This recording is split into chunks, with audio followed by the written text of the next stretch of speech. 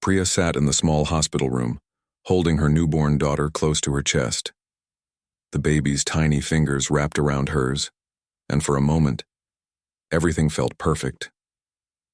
She had dreamed of this day for 9 months, imagining the joy that would fill her heart when she finally held her child. But as she looked down at her daughter's peaceful face, she couldn't ignore the heavy silence that hung in the air. Her husband Raj stood by the window, his back turned to her. He hadn't said much since the doctor announced they had a healthy baby girl. The word girl seemed to echo in the room like a stone dropped in still water. Priya had hoped that when he saw their daughter, when he held her for the first time, his heart would melt, just like hers had. But Raj's shoulders remained stiff, and he kept staring out at the parking lot below. The door opened and Raj's mother walked in with a stern expression on her face. She barely glanced at the baby before sitting down heavily in the chair beside the bed. "So," she said, her voice flat and tired, "another girl in this family." The way she said it made Priya's stomach twist. It wasn't congratulations or excitement. It was disappointment wrapped in resignation. Priya tried to smile as she lifted the baby toward her mother-in-law. "Would you like to hold her? She's so beautiful, and she has Raj's eyes." But the older woman just shook her head and waved her hand dismissively. "I held enough girls in my life. What we needed was a boy to carry our family name forward." The words hit Priya like a physical blow. She pulled her daughter closer, as if she could protect her from the coldness already surrounding her before she was even a day old. This was supposed to be the happiest day of her life, but instead she felt like she was drowning in shame for something she couldn't control. Later that evening, when the visitors had gone home and the hospital had grown quiet, Priya finally had a chance to talk to Raj alone. She had been rehearsing what to say all afternoon, hoping to find the right words to help him see what she saw when she looked at their daughter. "She's perfect, isn't she?" Priya whispered, as Raj finally approached the bed. He looked down at the sleeping baby, and for a brief moment his expression softened, but then he sighed deeply and shook his head. "Priya, you know how important this was to my family, to our family. We needed a son." His voice was tired, almost defeated. "My father is the only son in his generation, and now I'm the only son in mine.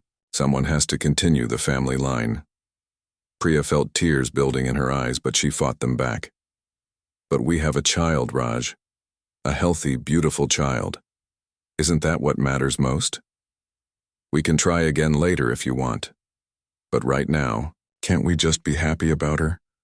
Raj ran his hands through his hair and sat down on the edge of the bed. "You don't understand the pressure I'm under. My uncles have been asking me for months about when I'll give them a nephew. My mother has already bought clothes for a grandson.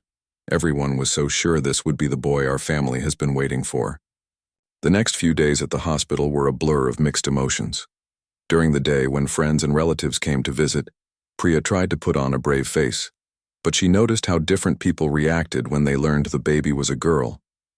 Some visitors would smile politely and offer brief congratulations before quickly changing the subject. Others would pat Raj on the shoulder and say things like, "Better luck next time," or, "The next one will surely be a boy." Priya's own mother tried to be supportive, but even she couldn't hide her concern. "Beta, I know you're happy with your daughter, and she is truly beautiful. But you must understand that having a son is important for a woman's position in her husband's family. You should start praying and eating well so that next time God will bless you with a boy." The weight of everyone's expectations pressed down on Priya like a heavy blanket. She began to question herself. Had she done something wrong during pregnancy? Was there something she could have eaten or avoided that would have made the difference? The logical part of her mind knew these thoughts were foolish, but the emotional part couldn't stop wondering. When they finally brought the baby home, Priya named her Anjali, which meant offering or gift. She hoped that by giving her daughter such a meaningful name, others would begin to see her as the blessing she truly was. But the atmosphere at home remained cold and uncomfortable. Raj's father visited that first week and barely acknowledged the baby. He spent most of his time talking to Raj about business and family matters, as if the new addition to the family didn't exist. When Priya brought Anjali into the room to show, her grandfather, He glanced at her briefly and said, "She looks healthy. That's good. Now you can focus on giving us a grandson." The hardest part for Priya was watching how these reactions affected Raj. She could see him struggling between his natural love for his daughter and the pressure from his family. Sometimes, late at night when Anjali was sleeping between them, Raj would touch her tiny hand and smile. But during the day when family was around or when phone calls came from relatives asking about the boy, he would become distant and formal. Priya tried to create a bubble of love and protection around her daughter. She would spend hours talking to Anjali, telling her stories about strong women in history, singing lullabies and making promises about all the wonderful things they would do together. But she couldn't shake the feeling that she was fighting a battle she couldn't win. The neighbors began to whisper too. In their close-knit community, news traveled fast, and soon everyone knew that Raj and Priya had had a daughter instead of the son everyone expected. Some neighbors were kind and supportive, bringing gifts and offering help. But others would shake their heads sympathetically when they saw Priya, as if she had suffered some great tragedy instead of experiencing the miracle of new life. 3 months after Anjali was born, Raj's youngest brother got married. At the wedding, Priya overheard conversations that cut deep into her heart. "Poor Raj," someone said. "Still no son to carry on the family business." Another relative commented, "I hope Priya understands the importance of trying again soon. She's still young, so there's hope." That night, as Priya lay in bed with Anjali sleeping peacefully beside her, she made a promise to her daughter. No matter what anyone else said or thought, she would love her unconditionally. She would raise her to be strong, confident, and proud of who she was. She would make sure Anjali knew that being born a girl wasn't a disappointment or a failure, but a beautiful part of who she was meant to be. But even as she made this promise, Priya couldn't ignore the growing distance between her and Raj, or the cold shoulders from his family. She was beginning to understand that in their world, a woman's worth was often measured by her ability to produce sons, and by that measure she had already failed before her journey as a mother had truly begun. 3 years had passed since Anjali's birth, and Priya had hoped that time would heal the wounds in her family. Her daughter had grown into a bright, curious toddler who filled their home with laughter and energy. Anjali loved books, could count to 20, and had an infectious smile that melted hearts wherever they went. But despite her daughter's obvious intelligence and charm, the pressure for a son had never truly disappeared. When Priya discovered she was pregnant again, the excitement in the household was impossible to ignore. Raj's mother immediately began planning for a grandson, buying blue clothes and talking about all the things she would teach her boy. Raj himself seemed more attentive and caring during this pregnancy, as if he was already celebrating the son he was sure was coming. "This time will be different," he would say, rubbing Priya's growing belly. "I can feel it. This is our son." Priya wanted to share his confidence, but part of her worried about what would happen if they had another daughter. She tried to push these thoughts away and focus on staying healthy and positive for the baby growing inside her. The family even consulted various traditional healers and astrologers during the pregnancy. Raj's mother brought special foods that were supposed to guarantee a male child. She made Priya drink bitter herbal teas and follow strict dietary rules. "We cannot take any chances this time," she would say. "Everything must be perfect for the boy." Priya found herself caught between hope and fear. She desperately wanted to give Raj the son he longed for, not just for him, but to secure her own place in the family. She had spent 3 years feeling like she was constantly apologizing for Anjali's gender, and she was exhausted from carrying that burden. When labor pains began, Raj drove her to the hospital with an excitement she hadn't seen since their wedding day. He called his parents on the way, telling them this was finally the day they had all been waiting for. At the hospital, he paced the waiting room while his mother and several relatives gathered to celebrate the anticipated arrival of the family's first grandson. But when the doctor emerged from the delivery room with a gentle smile, Priya's heart sank before he even spoke. "Congratulations," he said to Raj. "You have another healthy, beautiful daughter." The silence that followed was deafening. Raj's face went from excited anticipation to crushing disappointment in seconds. His mother actually gasped and sank into a chair as if the news had physically knocked her down. The relatives who had gathered to celebrate began murmuring among themselves, their voices filled with sympathy for Raj and barely concealed judgment toward Priya. When Priya held her second daughter for the first time, she felt the same overwhelming love she had experienced with Anjali. The baby was perfect, with tiny features and a calm demeanor that suggested she would be a peaceful child. But even as Priya's heart filled with love, she was acutely aware of the cold atmosphere surrounding them. Raj barely looked at the baby when the nurse brought her to meet him. "Another girl," he said flatly, more to himself than to anyone else. When Priya tried to place the baby in his arms, he stepped back and shook his head. "I need some air," he muttered and walked out of the room. The next few days were even worse than after Anjali's birth. This time, the disappointment wasn't mixed with any joy or celebration. Raj's family made no effort to hide their feelings. His mother refused to hold the baby, saying it would bring bad luck for future pregnancies. His father didn't even come to the hospital, claiming he was too busy with work. Priya named her second daughter Kavya, meaning poetry, hoping that her beautiful nature would eventually win over the family's hearts. But the name seemed to fall on deaf ears. When relatives called to ask about the baby, they spoke in hushed, sympathetic tones, as if inquiring about a family tragedy rather than a new birth. The ride home from the hospital was tense and quiet. 3-year-old Anjali was excited to meet her baby sister, chattering happily about how she would help take care of her.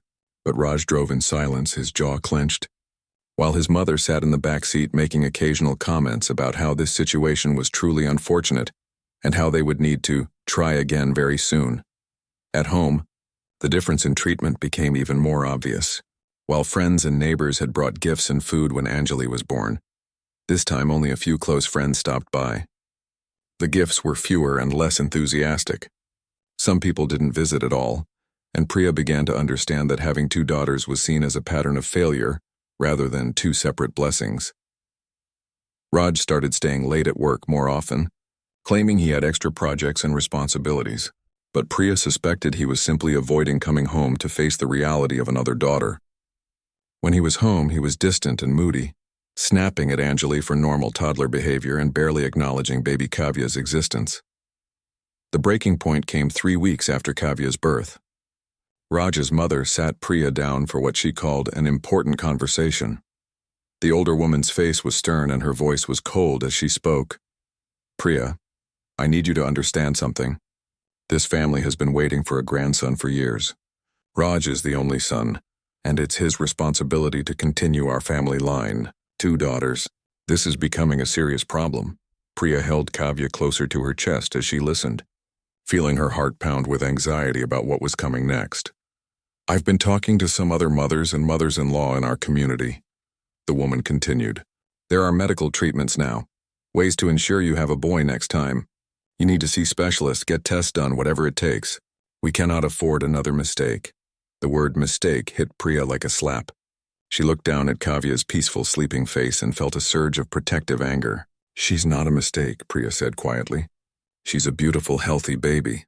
Raj's mother's expression hardened. "She's another mouth to feed who will never contribute to this family's future. She'll grow up, get married, and become someone else's responsibility just like Anjali will. Meanwhile, we still have no one to take over the family business, no one to carry our name, no one to take care of us in our old age." Over the following months, the pressure only intensified. Raj became increasingly withdrawn and irritable. He would come home from work and barely interact with the children. When friends or colleagues asked about his family, Priya noticed he would change the subject quickly, as if he was embarrassed by his daughters.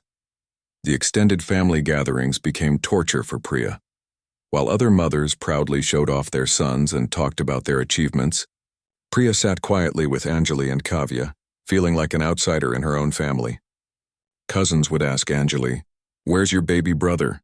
And when the little girl would excitedly point to Kavya, they would look confused and disappointed. Raj's younger brother's wife became pregnant around this time, and the entire family rallied around her with enthusiasm and support that Priya had never experienced during either of her pregnancies. "This time we'll definitely get our boy," Raj's mother would say confidently. "She has the right attitude and follows all the proper traditions." The implication was clear. Priya had somehow failed not just biologically, but spiritually and morally as well. She began to question everything about herself. Was she cursed? Had she done something to anger God? Was she truly as worthless as she was beginning to feel? At night, when both girls were sleeping peacefully beside her and Raj had turned his back to them all, Priya would lie awake, wondering how much longer she could endure this emotional prison. She loved her daughters with every fiber of her being, but the constant message that they weren't enough, that she wasn't enough, was slowly crushing her spirit. The worst part was seeing how the family's attitude was beginning to affect Anjali. At 3 years old, she was old enough to sense the tension and disappointment around her. She had started asking questions like, "Why doesn't Daddy play with me? And why does Grandma always look sad when she sees me?" Priya realized she was raising her daughters in an environment where they would always feel unwanted and unwelcome, simply for being born female. The weight of this realization, combined with her own growing isolation and depression, was becoming unbearable. Something had to change, but she had no idea how to make it happen. 2 years after Kavya's birth, when the whispers about trying for a third child became impossible to ignore, Priya discovered she was pregnant again. This time there was no joy or excitement from her, only a deep, paralyzing fear. She sat in the bathroom staring at the positive pregnancy test, wondering if she could survive another round of disappointment and rejection if this baby turned out to be another girl. But the family's reaction was immediate and intense. Raj's mother seemed to come alive with renewed energy and purpose. "This is it," she declared with absolute certainty. "Third time is the charm. God has finally heard our prayers and He's sending us our boy." The entire family treated this pregnancy like their last chance at redemption. Raj's mother moved into their house during the pregnancy to make sure everything went perfectly this time. She controlled every aspect of Priya's daily routine, from what she ate to when she slept. Special prayers were organized at temples, expensive rituals were performed, and various religious leaders were consulted to ensure a male child. "You must think only positive thoughts about boys," Raj's mother would tell Priya daily. "You must visualize holding a son. Any negative thoughts or doubts could affect the baby's gender." The pressure to control even her thoughts was overwhelming, and Priya found herself walking on eggshells in her own home. Raj himself seemed more invested in this pregnancy than he had been in years. He would talk to Priya's belly every night, always addressing his son. He started making plans for the boy's future, talking about which schools he would attend and how he would train him to take over the family business. For the first time since Anjali was born, Raj seemed happy and engaged with family life. The gender reveal appointment was scheduled with great fanfare. Nearly the entire extended family gathered at the hospital, treating it like a celebration that had been years in the making. Raj's mother had even bought sweets to distribute after the good news was confirmed. But when the ultrasound technician smiled and said, "Congratulations, you're having another healthy baby girl," the room fell into a silence so complete that Priya could hear her own heartbeat echoing in her ears. Raj's face went white, then red, then white again. His mother let out a sound that was part gasp, part wail, and sank into a chair as if her legs had given out. The relatives who had come to celebrate began shuffling uncomfortably, not sure whether to offer condolences or simply leave. "Are you sure?" Raj asked the technician, his voice shaking. "Can you check again? Maybe you made a mistake." The technician, who had probably seen this reaction before, gently confirmed the baby's gender and printed out several ultrasound images. But instead of the usual excited discussion about the pictures, the room remained heavy with disappointed silence. On the drive home, no one spoke. Raj gripped the steering wheel so tightly his knuckles were white, while his mother stared out the window with an expression of complete defeat. Priya sat in the back seat, one hand on her growing belly, feeling like she was carrying not a baby but a burden that would destroy what was left of her marriage and family relationships. That evening, after Anjali and Kavya had been put to bed, Raj finally exploded with all the frustration and anger he had been building up for years. "How is this possible?" he shouted, pacing their bedroom like a caged animal. "3 chances, Priya.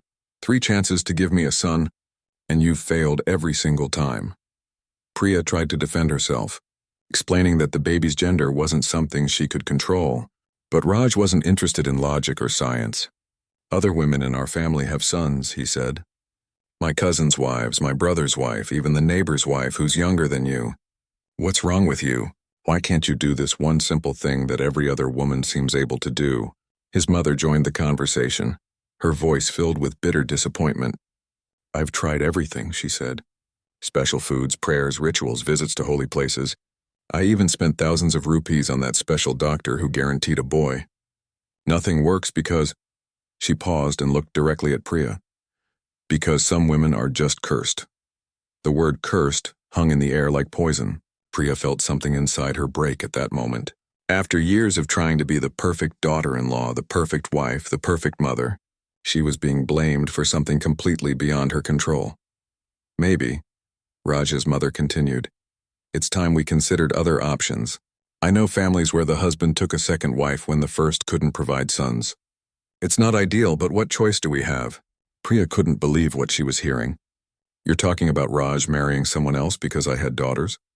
They're your granddaughters. How can you speak about them like they're some kind of punishment? They are a punishment, Raj said quietly, and those words hit Priya harder than if he had struck her. Do you know what it's like for me? At work, my colleagues talk about their sons' cricket matches and school achievements. At family gatherings, I have to listen to my cousins planning their sons' futures. I'm the only man in our entire extended family who doesn't have a boy to carry on his name. The months that followed were the darkest of Priya's life. The pregnancy, which should have been a time of joy and anticipation, became a period of intense stress and emotional abuse. Raj barely spoke to her except to criticize or blame her for their situation. His mother treated her like a servant in her own home, constantly reminding her that she had brought shame to the family. Even 5-year-old Anjali began to understand that something was wrong. Mama, she asked one day while Priya was folding tiny clothes for the new baby, why doesn't Daddy want the baby to come? Priya struggled to find an age-appropriate answer that wouldn't damage her daughter's self-worth. The community's reaction was even worse this time. News of the third girl spread quickly, and people began treating Priya with a mixture of pity and disapproval. Some neighbors would shake their heads sympathetically when they saw her, while others would make comments about how some people just don't know when to stop trying. When baby Mira was born, the delivery room was almost empty. Raj wasn't there, claiming he had an important business meeting. His mother had refused to come to the hospital, saying she couldn't bear to witness another disappointment. Only Priya's own mother was there to support her, and even she seemed worried about what this would mean for Priya's marriage. Mira was a beautiful, healthy baby with bright eyes and strong lungs. But when the nurse placed her in Priya's arms instead of pure joy, Priya felt a complex mixture of love and fear. She loved her daughter instantly and completely, but she also knew that this innocent child would be seen as the final proof of her failure as a wife. When they brought Mira home, Raj barely acknowledged her existence.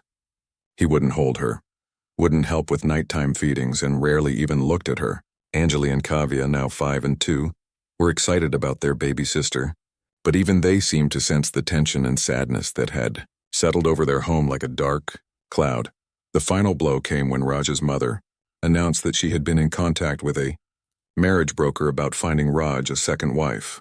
A young girl from a good family, she explained to Priya as if discussing the weather. She has 2 brothers, so we know she comes from a family that produces sons. We can't waste any more time. That night, as Priya sat nursing Mira while listening to Raj and his mother discuss the logistics of bringing another woman into their home, she realized that she had reached her breaking point. She had sacrificed her dignity, her self-worth, and her happiness in the hopes of being accepted by this family. But no amount of submission or sacrifice would ever be enough as long as she couldn't give them the one thing they valued above all else. Looking down at Mira's innocent face, and thinking about Anjali and Kavya sleeping in the next room, Priya made a decision that would change all of their lives forever. Her daughters deserved better than to grow up believing they were unwanted and worthless. They deserved to know they were precious and valuable exactly as they were. And for the first time in years, Priya realized that she deserved better too. The strength she had been using to endure this treatment could be redirected toward building a better life for herself and her daughters. It wouldn't be easy, and it would mean facing social stigma and financial hardship. But staying in this toxic environment would destroy not just her, but her daughter's chances of growing up confident and secure. The breaking point had become a turning point, and despite her fear of the unknown, Priya knew there was no going back. The decision to leave wasn't made in a single moment of anger or desperation. It grew slowly in Priya's heart over several weeks as she watched her daughters and imagined their futures in this house, where they would always be seen as disappointments. 6-year-old Anjali had started asking why Grandma never smiled at her, and 3-year-old Kavya would flinch whenever Raj's voice got loud. Baby Mira was only 2 months old, but Priya couldn't bear the thought of her growing up feeling unwanted from her very first breath. The planning had to be done in secret. Priya couldn't let Raj or his mother suspect anything, so she had to be incredibly careful about every step. During Mira's afternoon naps, while Kavya played quietly and Anjali was at school, Priya would make phone calls to her parents and her sister, trying to explain her situation without fully revealing how bad things had become. Her family's initial reaction was exactly what she had expected and feared. "Beta, all marriages have difficulties," her mother said during one hushed phone conversation. "You can't just run away every time things get hard. Think about your children's future. What will people say if you leave your husband?" Her father was even more direct. "Priya, you're talking nonsense. No woman in our family has ever left her husband's house after having children. You need to adjust, compromise, make things work. That's what marriage is about." But Priya's younger sister Ritu understood the situation better. She had visited Priya's home several times over the years and had witnessed the cold treatment firsthand. "If you really can't stay there anymore," Ritu said quietly, "you know you can come to us. It won't be easy and Papa will be angry at first, but we won't let you and the girls live on the street." The hardest part was figuring out how to leave without causing a dramatic confrontation that might turn violent or result in Raj trying to keep the children. Priya knew that in their community, fathers had significant legal rights, and if Raj decided to fight for custody, especially if he remarried, she might lose her daughters entirely. She started preparing slowly and carefully. She gathered important documents, birth certificates, medical records, her own educational certificates that she might need to find work. She packed a small bag with essential clothes for herself and the girls, hiding it in the back of the closet behind old saris.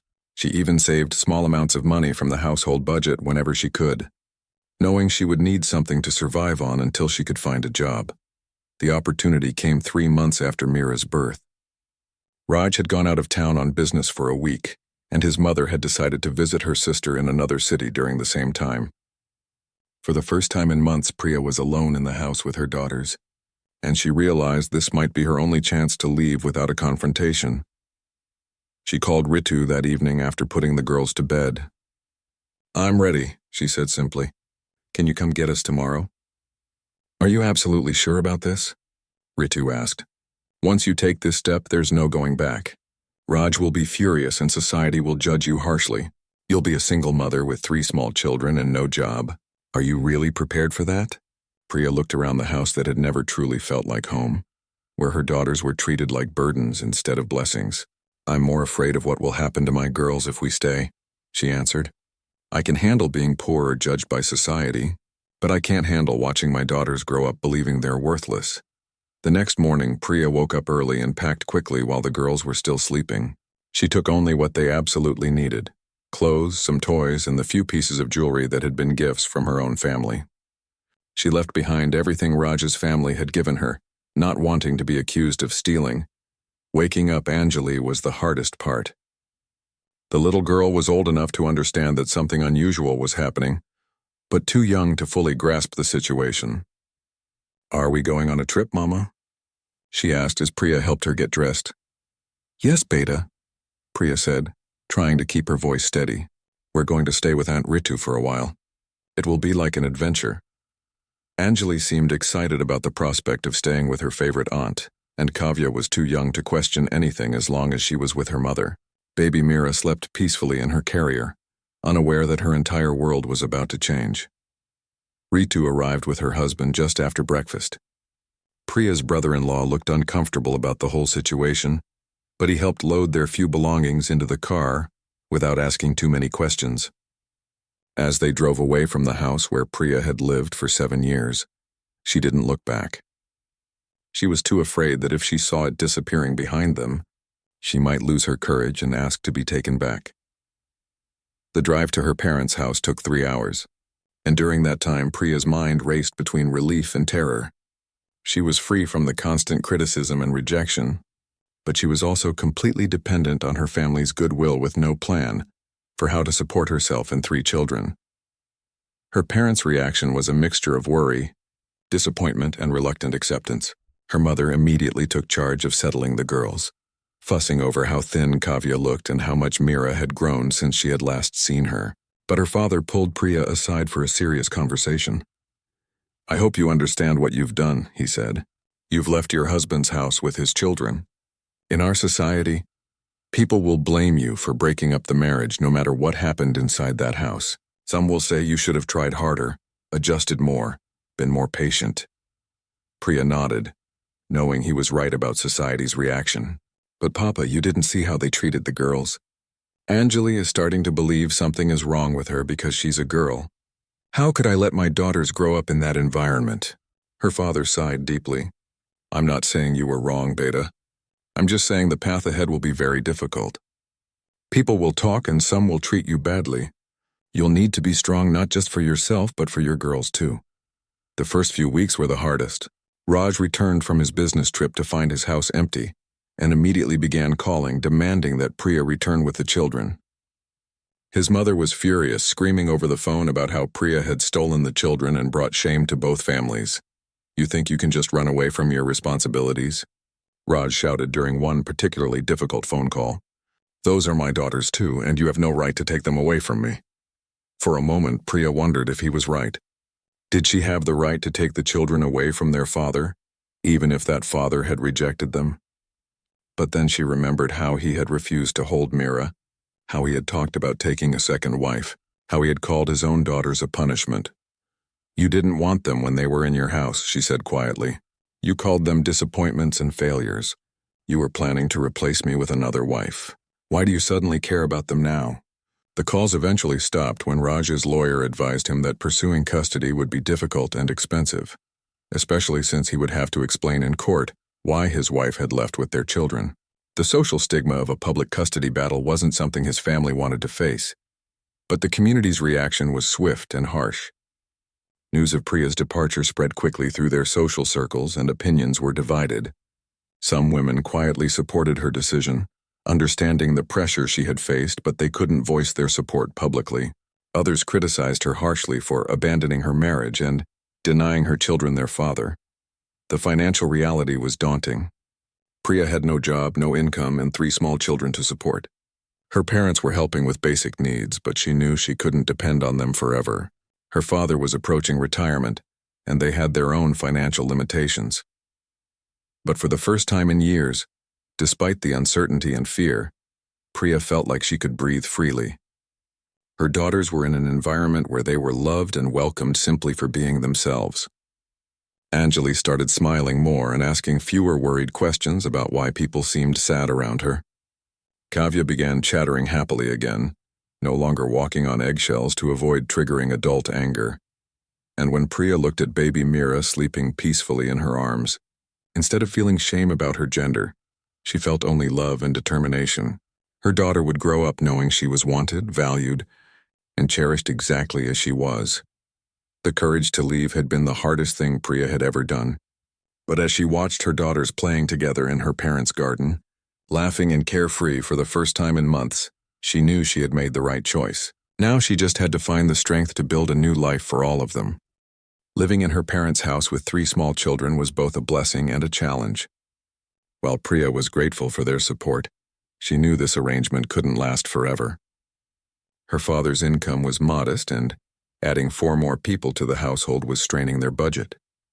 More importantly, Priya wanted to rebuild her independence and show her daughters that a woman could take care of herself and her family. The first step was finding work, but this proved more difficult than she had imagined. Priya had completed her high school education before marriage, but she had no college degree or professional experience. Most employers were hesitant to hire a woman with 3 young children, especially when they learned about her marital status. Single mothers were often seen as unreliable employees who might miss work frequently due to childcare issues. After weeks of rejection, Priya found work with Mrs. Sharma, an elderly woman who ran a small tailoring business from her home. The pay was minimal, But Mrs. Sharma was understanding about Priya's situation and allowed her to bring baby Mira to work when necessary. Priya would spend her days hemming saris, stitching blouses, and doing basic alterations while Mira slept in a basket beside her. The work was tedious and the hours were long, but it was honest employment that gave Priya a sense of dignity. More importantly, it was teaching her skills she could potentially use to start her own business someday. Mrs. Sharma was a patient teacher who showed Priya advanced stitching techniques and how to work with different types of fabric. While Priya worked, her mother took care of Anjali and Kavya during the day. Anjali had started school in their new neighborhood, and despite the adjustment challenges, she was thriving academically. Her teacher mentioned that she had a natural aptitude for mathematics and was reading at a level above her age group. "Your daughter is very bright," the teacher told Priya during a parent meeting.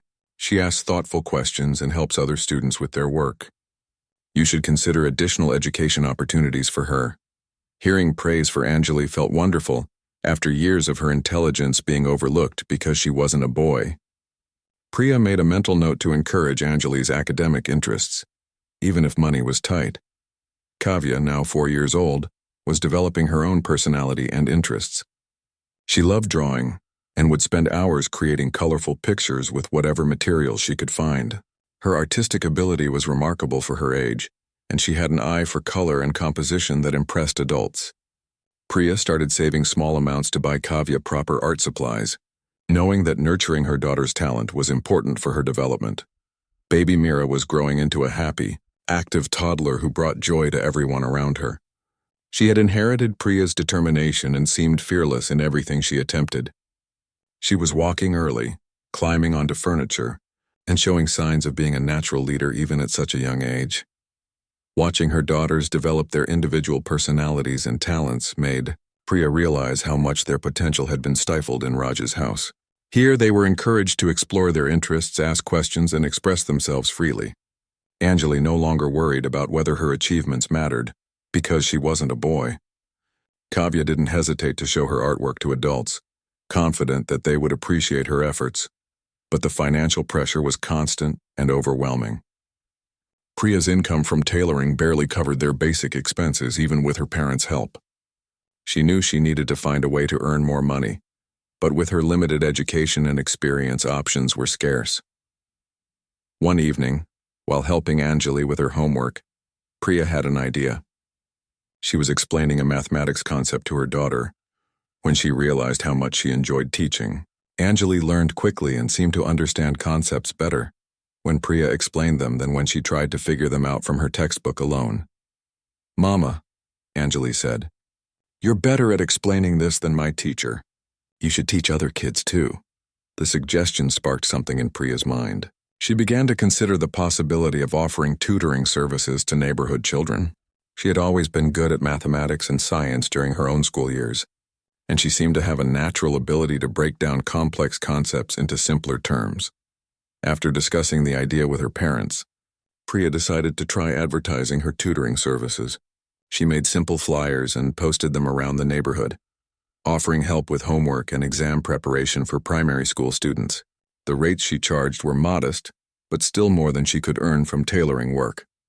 To her surprise, several parents responded to her advertisements. Word spread that Priya was patient, knowledgeable, and good with children. Soon, she had a steady group of students coming to her parents' house for tutoring sessions. She worked with them in the evenings after finishing her tailoring job, often with her own daughters doing their homework nearby. The tutoring work was more fulfilling than Priya had expected. She loved seeing the moment when a concept clicked for a struggling student, and she took pride in helping children improve their grades and confidence. Some of the parents mentioned that their children actually looked forward to coming to Priya's tutoring sessions, which was a significant achievement given how much most kids disliked studying. But Priya knew that if she wanted to really improve their situation, she needed better qualifications. One day, while waiting to pick up Anjali from school, she noticed a poster advertising evening classes for adults who wanted to complete their college education. The program was designed for working mothers and other adults who couldn't attend regular daytime classes. The idea of going back to school was both exciting and terrifying.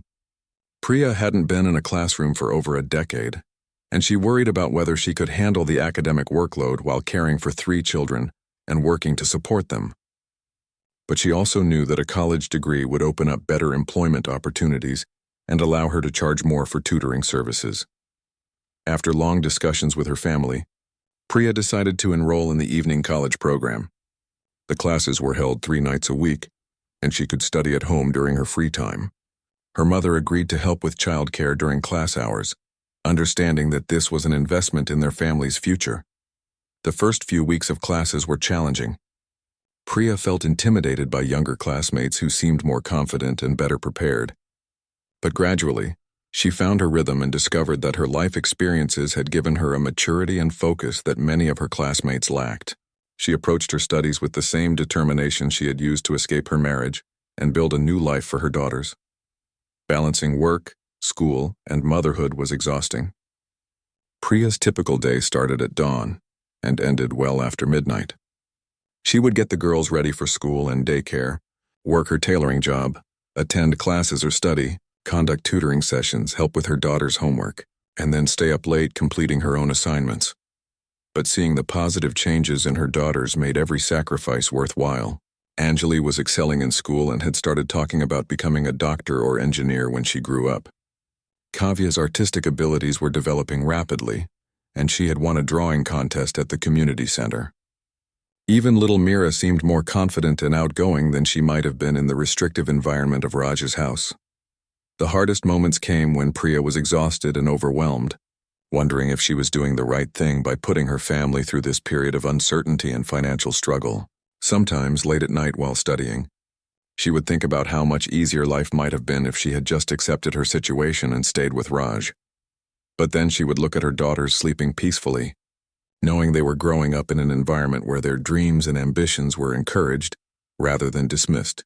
She would remember Anjali's proud smile when she brought home good grades, Kavya's excitement when showing off a new drawing, and Mira's fearless approach to exploring the world around her. These moments reminded Priya that she wasn't just building a new life for herself. She was creating a foundation for her daughters' futures. They would grow up knowing that a woman could be independent, educated, and successful. They would understand that their worth wasn't determined by their gender, but by their character, talents, and efforts. The path was difficult and uncertain, but for the first time in years, Priya felt like she was moving forward rather than just surviving. Every small achievement, a good grade on an exam, a new tutoring client, a moment of her daughter's happiness, was proof that leaving had been the right decision, even when the future remained unclear. 2 years had passed since Priya left Raj's house, and life had settled into a manageable rhythm. She was in her final year of college, her tutoring business was growing steadily, and her daughters were thriving in their new environment. 8-year-old Anjali was at the top of her class. 6-year-old Kavya had won several art competitions, and 4-year-old Mira was showing early signs of the same academic ability as her older sister. The annual school function was approaching, and Anjali had been selected to participate in a mathematics competition. She had been preparing for weeks, and Priya was excited to watch her daughter showcase her talents. It would be the first time in years that Priya felt truly proud to be in a room full of other parents, knowing that her daughter was being recognized for her abilities rather than being overlooked because of her gender. The school auditorium was packed with families on the day of the function. Priya arrived early with Kavya and Mira to get good seats and to make sure Anjali felt supported. As they settled into their chairs, Priya noticed a tall man sitting alone a few rows ahead of them. He was well-dressed but seemed somewhat out of place, checking his watch frequently and looking around the auditorium with the nervous expression of someone who wasn't familiar with school events. When Anjali's mathematics competition began, Priya watched with pride as her daughter confidently solved problems on the stage. Anjali's clear explanations and quick calculations impressed the audience, and Priya could hear other parents whispering admiringly about her performance. The man she had noticed earlier seemed particularly interested in the mathematics competition. He was leaning forward in his seat, paying close attention to each student's presentation. When Anjali finished her segment to enthusiastic applause, Priya saw him clapping appreciatively and nodding with what looked like professional interest. After the competition, during the refreshment break, the man approached Priya while she was congratulating Anjali. "Excuse me," he said politely. I hope you don't mind me interrupting, but I wanted to tell you how impressed I was with your daughter's performance. I'm David, a mathematics teacher at the high school, and I rarely see such clear mathematical thinking in someone so young. Priya was taken aback by the compliment. She had grown used to people praising Anjali's abilities, but there was something different about the way this teacher spoke. He seemed genuinely excited about her daughter's potential, not just offering polite encouragement. "Thank you so much," Priya replied. "Anjali has always loved numbers and problem solving. I try to encourage her interests as much as possible." David smiled warmly. "It shows. You can tell when a child has been given the confidence to explore their abilities. Are you planning to enroll her in any advanced mathematics programs? There are some excellent opportunities for gifted students in the city." As they continued talking, Priya learned that David had recently moved to their area after accepting a position at the local high school. He had previously taught in the city but had decided to relocate for a quieter life. What struck Priya most was how naturally he interacted with all three of her daughters. When Kavya shyly showed him one of her drawings, he examined it with genuine interest and asked thoughtful questions about her artistic techniques. "You have a real eye for composition," he told Kavya seriously. "Have you ever tried working with watercolors? I think you might enjoy the way colors blend together."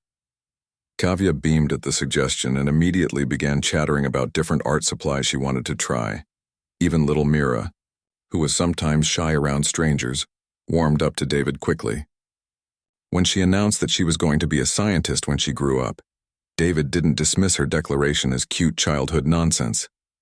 Instead, he asked her what kind of scientist she wanted to be and listened seriously to her 4-year-old explanations. About wanting to discover new things, what impressed Priya most was that David treated each of her daughters as individuals with their own interests and potential. He didn't seem surprised or particularly noteworthy that all three were girls. He simply accepted them as the bright, capable children they were. As the school function wound down, David helped Priya carry some of Anjali's school projects to her car. During the walk, their conversation flowed naturally from education to books to their experiences living in different cities. Priya found herself relaxing and enjoying adult conversation in a way she hadn't experienced in years. "I hope this isn't too forward," David said as they reached her car. "But I was wondering if you might be interested in getting coffee sometime. I'm still new to the area, and it would be nice to talk with someone who knows the community. Plus, I'd love to hear more about how you've encouraged Anjali's mathematical interests." Priya felt a flutter of nervousness mixed with excitement. She hadn't been asked on what could be considered a date since before her marriage, and she wasn't sure how to respond. Part of her was interested. David seemed kind, intelligent, and genuinely caring. But another part of her worried about complications and whether she was ready for any kind of romantic relationship. That sounds nice," she said carefully. "But I should mention that I'm divorced and my daughters and I are still adjusting to a lot of changes in our lives." David nodded understandingly. "I appreciate your honesty. I should mention that I'm widowed. My wife passed away 3 years ago, which is part of why I moved here for a fresh start. I understand that life can be complicated and I'm not looking to rush into anything. I just thought it might be nice to have a friend who understands the challenges of raising children and values education." Something about his straightforward, respectful approach put Priya at ease. "Coffee would be nice," she agreed. "But it might need to be somewhere child-friendly since I don't often have time away from the girls." "Of course," David said immediately. "Actually, there's a nice cafe near the park that has a small playground visible from the seating area. The girls could play while we talk if that would work better for you." A week later, Priya found herself at the cafe with David, watching her daughters play happily on the playground while they talked over coffee. The conversation flowed easily, covering everything from teaching methods to favorite books to their experiences as single parents. David shared that he had no children of his own, something that had caused tension in his marriage before his wife's illness. "We tried for years," he said quietly, "but it just wasn't meant to be. After she died, I thought I'd probably never have the chance to be involved in children's lives in a meaningful way. Teaching helps, but it's not the same as being part of a family." Priya was touched by his openness about his personal struggles. "I know it's different," she said, "but my daughters have taught me that family isn't always about biological connections. Sometimes the most important relationships are the ones we choose." As the afternoon wore on, Priya found herself genuinely enjoying David's company. He was thoughtful, funny, and seemed to have a natural understanding of children. When Mira scraped her knee on the playground, David was the first to respond, cleaning the wound gently and distracting her with a silly story until she stopped crying. Most importantly, he seemed to genuinely respect Priya's journey as a single mother. When she briefly mentioned the difficulties of her marriage and divorce, he didn't pry for details or offer unsolicited advice. Instead, he listened carefully and expressed admiration for her courage in building a new life for herself and her daughters. "It takes incredible strength to start over," he said, "especially when you have children depending on you. Your daughters are lucky to have a mother who was willing to make difficult choices to give them better opportunities."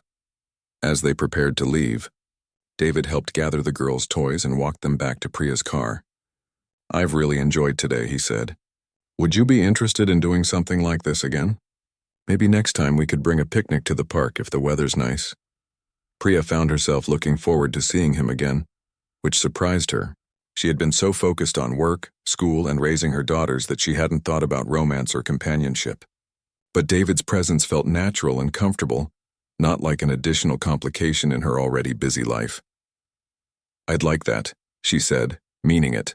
"The girls seem to like you too, which is important to me."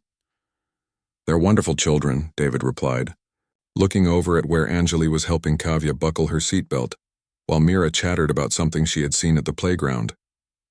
"You've raised them to be confident and kind. That's not easy to do, especially on your own." As they drove home, Anjali asked from the back seat, "Mama, is Mr. David going to be our friend?" "I think so, Beta," Priya replied, smiling at her daughter in the rearview mirror. "Would you like that?" "Yes," Anjali said firmly. "He's nice and he thinks I'm good at math. Plus, he didn't seem confused about why we don't have a daddy living with us." Priya's heart clenched a little at her daughter's matter-of-fact acceptance of their family situation, but she was also proud of how well-adjusted and secure her daughters had become. They had learned that families came in many different forms, and that love and support were more important than traditional structures. Over the following months, David became a regular part of their lives in ways that felt natural and unforced. He would join them for weekend picnics in the park, help Anjali with challenging mathematics problems, and sit patiently while Kavya explained her latest artwork in great detail. What amazed Priya most was how he seemed to genuinely enjoy spending time with all three girls, never treating them as obstacles to his relationship with their mother. The difference between David's approach and what Priya had experienced in her marriage was startling. Where Raj had seen her daughters as failures and disappointments, David saw them as individuals with unique gifts and personalities. He celebrated Anjali's academic achievements with the same enthusiasm most people reserved for boys, encouraging her to participate in science fairs and mathematics competitions. "You know," he told Anjali one afternoon, while helping her prepare for a district-level math competition, "some of the best mathematicians and scientists in history have been women. You remind me of a young Marie Curie, brilliant, determined, and not afraid to tackle difficult problems." Anjali glowed under his encouragement, and Priya could see her daughter's confidence growing with each interaction. For the first time in her life, Anjali had a male role model who valued her intelligence and ambitions without any reservations about her gender. With Kavya, David showed equal enthusiasm for her artistic talents. He brought her new art supplies from the city, taught her basic techniques he had learned in college art classes, and even framed some of her best drawings to display in his own home. When Kavya showed him her pictures, he would examine them seriously and ask questions about her creative process, treating her 6-year-old artistic efforts with the same respect he might give to a professional artist. "This is beautiful, Kavya," he would say, studying her latest watercolor painting. "I love how you use the blue here to create depth.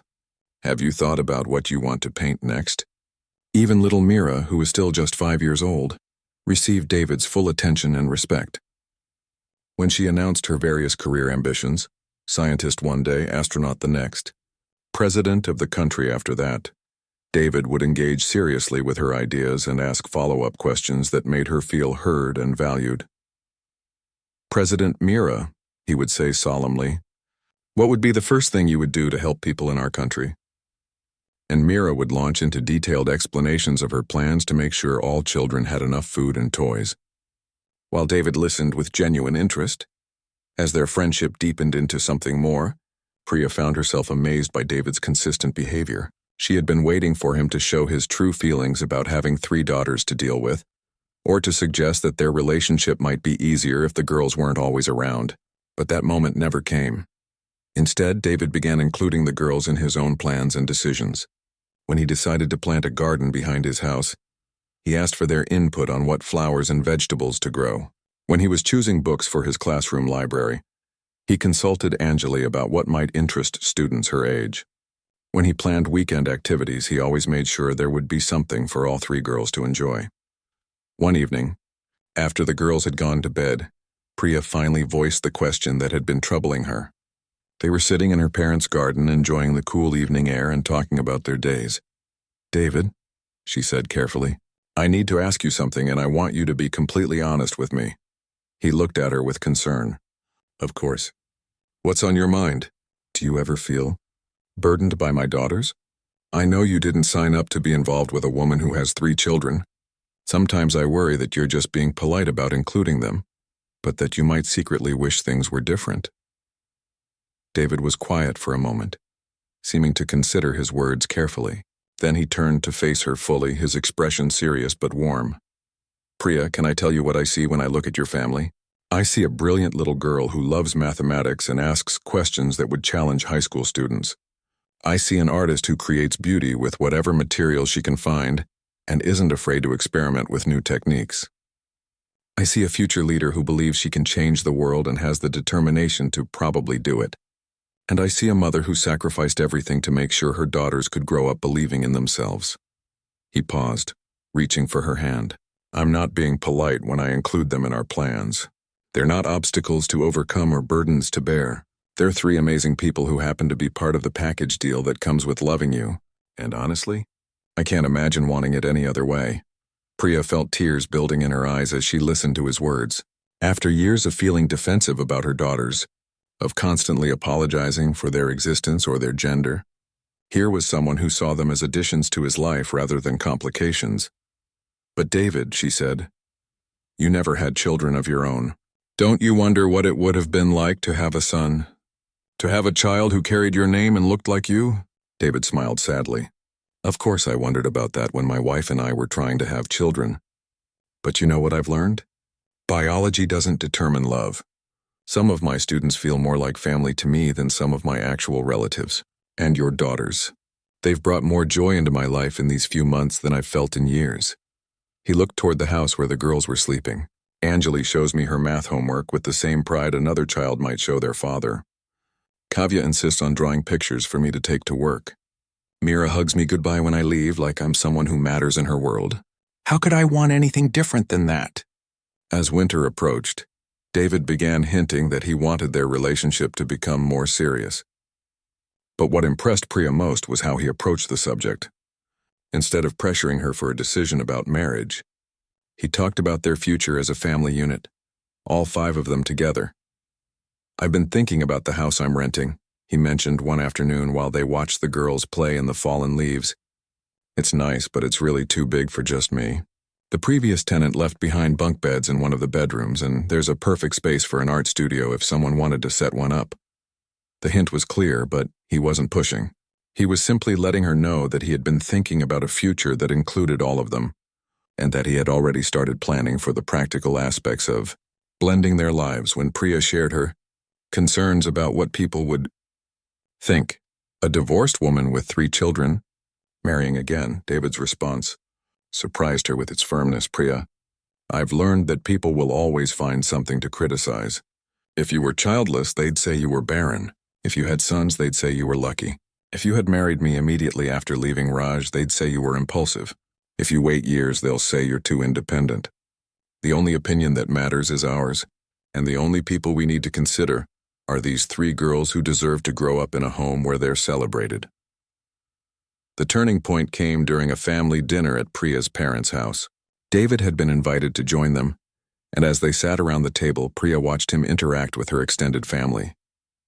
Her father, who had initially been skeptical about David's intentions, was deep in conversation with him about education policy. Her mother was showing him old photos of the girls and sharing stories about their personalities and achievements. What struck Priya most was how David responded to these stories. When her mother mentioned how advanced Anjali's reading skills were, he nodded enthusiastically and shared ideas about books that might challenge her further. When she talked about Kavya's artistic achievements, he asked detailed questions and suggested local art programs she might enjoy. When she described Mira's leadership qualities and fearless personality, he smiled with genuine affection and admiration. After dinner, as they were preparing to leave, Priya's father pulled David aside for a private conversation. Priya couldn't hear what they were discussing, but she could see her father's serious expression gradually softening into something like approval. Later, her father shared what David had told him. He said that he knows how difficult it must have been for you to leave your marriage and rebuild your life with 3 small children. He said he's seen how hard you worked to provide for them, and how much you've sacrificed to make sure they have opportunities. And he said that anyone who could raise 3 such remarkable daughters deserves to be treated like the treasure she is. That night, as Priya tucked her daughters into bed, Anjali looked up at her with serious eyes. "Mama, do you think David likes being with our family?" "I think he does, Beta." "Why do you ask?" "Because he always seems happy when he's here. Not like he's pretending to be happy, but really happy. And he never looks sad when we're talking or playing, even when we're being loud." Kavya chimed in from her bed. "And he never tells us to be quiet because we're girls. Remember how Daddy used to say girls should be seen and not heard? David likes hearing what we have to say. Even little Mira had observations to share." "David makes you smile, Mama. You smile more now than you used to." The proposal came on a quiet Sunday afternoon in early spring, almost a year after Priya and David had first met. They were in his garden with the girls, planting the vegetables and flowers they had chosen together months earlier. 9-year-old Anjali was carefully measuring spaces between tomato plants. 7-year-old Kavya was arranging colorful flower seeds by size and color, and 5-year-old Mira was enthusiastically digging holes that were mostly the right depth. David had been unusually quiet all morning, and Priya had noticed him watching her and the girls with an expression she couldn't quite read. When the planting was finished and the girls had run inside to wash their hands, he asked Priya to sit with him on the garden bench they had built together the previous month. "Priya," he began, his voice soft but steady, "I want to ask you something important, but before I do, I need you to know exactly what I'm asking for." She looked at him curiously, her heart beginning to beat faster as she sensed the significance of the moment. "I'm not just asking you to marry me," David continued. "I'm asking to become part of your family, all of your family. I want to be Anjali's father when she needs help with advanced mathematics that challenge even me. I want to be Kavya's father when she's ready to submit her first piece to an art exhibition. I want to be Mira's father when she decides to run for student council or debates whether to become a scientist or an astronaut or the first woman president." Tears were already building in Priya's eyes as she listened to him speak about her daughters. With such love and certainty, want to be the father who cheers from the audience at their school performances, who helps them with college applications, who walks them down the aisle if they choose to marry someday. I want to be the grandfather to their children, if they decide to have them. I'm not asking to replace their biological father. I'm asking to be their real father in every way that matters. He reached into his pocket and pulled out a simple but beautiful ring. "So Priya, will you and Anjali and Kavya and Mira do me the honor of becoming my family?" Through her tears, Priya managed to whisper yes before David slipped the ring onto her finger. But what happened next surprised them both. The girls, who had apparently been listening from the kitchen window, came running out to join the embrace, chattering excitedly about weddings and whether they could help plan everything. "Does this mean David will be our papa?" Mira asked, using the word she had never had the chance to say about someone who truly wanted to hear it. "If you want me to be," David said, kneeling down to her level. "Would you like that?" All 3 girls nodded enthusiastically, and Anjali, ever practical, immediately began planning. "We should have the wedding in the garden," she announced. "And Kavya can design the decorations, and I can help with all the organizing, and Mira can be the flower girl." The wedding planning process became a true family affair. David insisted that the girls be involved in every decision, from choosing the flowers to selecting the menu. When traditional relatives suggested that having 3 children so prominently featured in the ceremony Might be unusual. David's response was firm and clear. They're not just attending our wedding, he said. They're becoming my daughters. This ceremony is about creating a new family, not just joining two adults together. He worked with a local jeweler to design special necklaces for each of the girls, simple but elegant pieces that matched Priya's engagement ring. His plan was to present them during the ceremony as a symbol of his commitment to all four of them. The wedding day dawned bright and clear, with the garden in full bloom and looking like something from a fairy tale.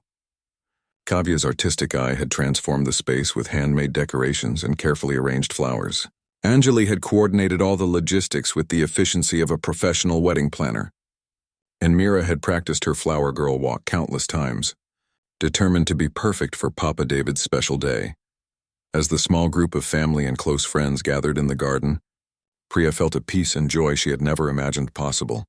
She thought about how far they had all come from that dark period when she had felt worthless, and her daughters had been treated as burdens.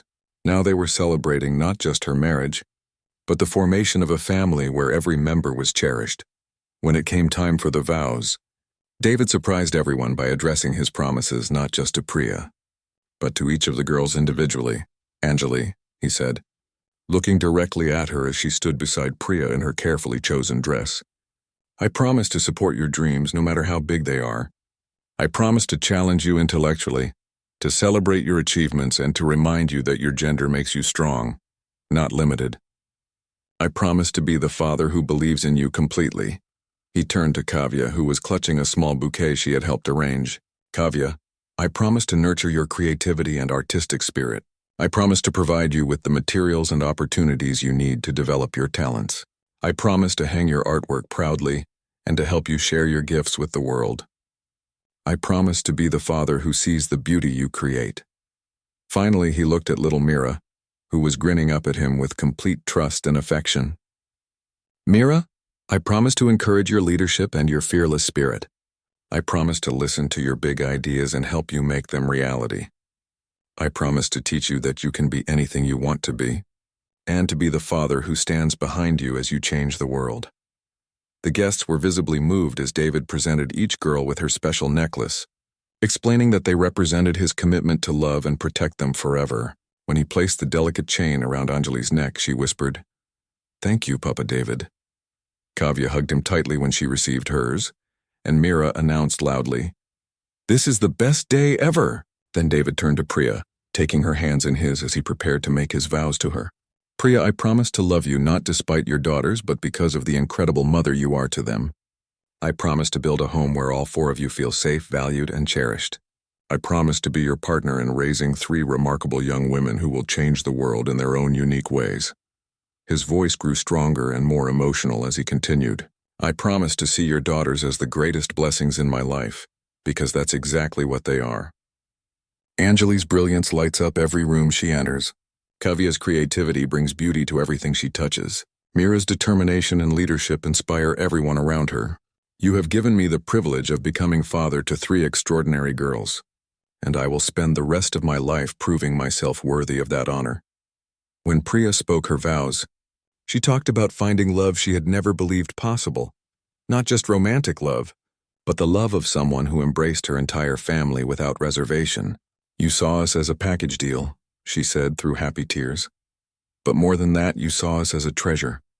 You have given my daughters something I thought they might never have, a father who celebrates them exactly as they are. After the ceremony, as they celebrated with cake that Kavya had helped decorate and music that Mira had helped choose, David stood to make a speech that would be remembered by everyone present. 5 years ago, he began, I thought my chance at having a family had passed me by. I believed that happiness was something that happened to other people, and that I would spend the rest of my life as an observer of family joy, rather than a participant in it. He looked around the garden at the faces of their friends and family, then back at his new wife and daughters. But then I met Priya and her incredible daughters, and I realized I had been looking at family all wrong. I thought family was about sharing DNA or carrying on a family name. I thought it was about having sons to follow in your footsteps or daughters to give away at weddings. His voice grew warm with conviction. But real family is about choosing to love unconditionally. It's about celebrating each person's unique gifts and supporting their dreams. It's about creating a home where everyone belongs completely and without question. He gestured toward the girls who were listening with rapt attention despite their young ages. Anjali, Kavya, and Mira are not just my stepdaughters now. They are my daughters in every way that matters. They are not consolation prizes or substitutes for the sons I never had. They are the greatest blessings I could have ever imagined, and I am honored to be their father. The audience erupted in applause, but David wasn't finished. I want everyone here to understand something important. These 3 girls were once told they were disappointments because they weren't boys. They were made to feel unwanted and unwelcome in their own family. But look at them now. Confident, talented, brilliant young women who know their worth and believe in their potential. He looked directly at Priya, his love and admiration clear on his face. That transformation happened because their mother had the courage to leave a situation where they weren't valued, and the strength to build a new life where they could flourish. Priya didn't just save herself when she left her first marriage. She saved her daughters' futures. As the celebration continued into the evening, neighbors and friends kept approaching David to comment on his speech and his obvious devotion to his new family. Several people mentioned how refreshing it was to see